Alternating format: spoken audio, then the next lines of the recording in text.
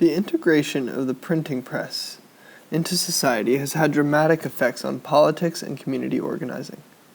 Keeping people informed is an integral part of social change, and newspapers are a great medium to spread information. One example of a social movement using newspapers to promote their mission happened in the 1960s, right here in sunny California.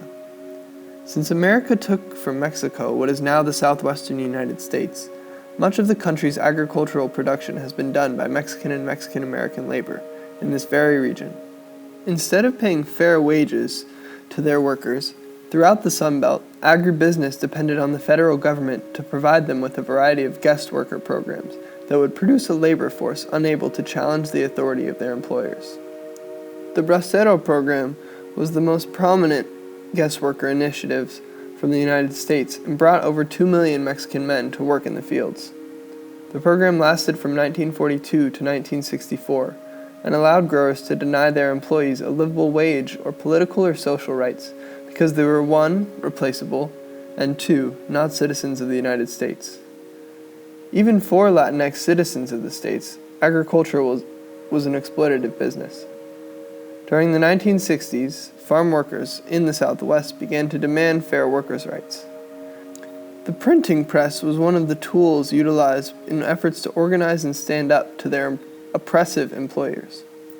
One man, whose name you may recognize, Cesar Chavez, is credited with the founding of El Malcriado, the 10-cent newspaper the Farm Workers Association published in Spanish and English.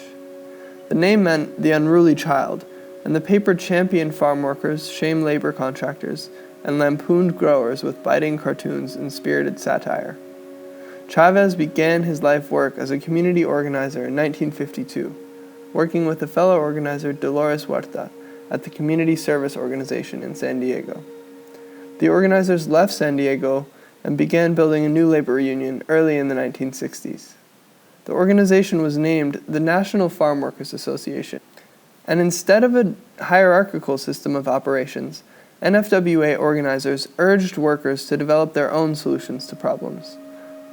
A grassroots, bottom-up style of organizing. In Volume 21 of El Malcriado, the NFWA's publication emphasizes the importance of all farm workers coming together to make a change. The newspaper's opening editorial is titled 500,000 Against 200. The editorial states that, if there are enough of us together, then we are strong enough to do anything we want. Proving the effectiveness of uniting all workers, the article shares that there are over 500,000 farm workers in California, and only about 200 major growers. The optimistic attitude in the paper is a strategic move made by the publishers to give oppressed workers enough hope to keep up the fight against discrimination. By focusing on the fact that the farm workers massively outnumber their employers, El Malcriado claims that they can make their dreams a reality. One method of protest used by the NFWA was striking. A strike is when an organized group of laborers all refuse to work until their demands for more fair employment are met. When a strike is effective, the owner's production stops, and they must either meet the demands of the strikers or continue losing profits. El Malcriado uses strong language and intense font to discourage strikebreakers, aka scabs. On page 6 of the newspaper, there's an article discussing donations of money, food, and help. The donation page is a strategic way to both show off the successes of their fundraising and at the same time influence people to continue to donate. The article summarizes the diverse community supporting the cause, from volunteers in San Francisco, Los Angeles, to religious aid, and lawyers offering free services to those in need.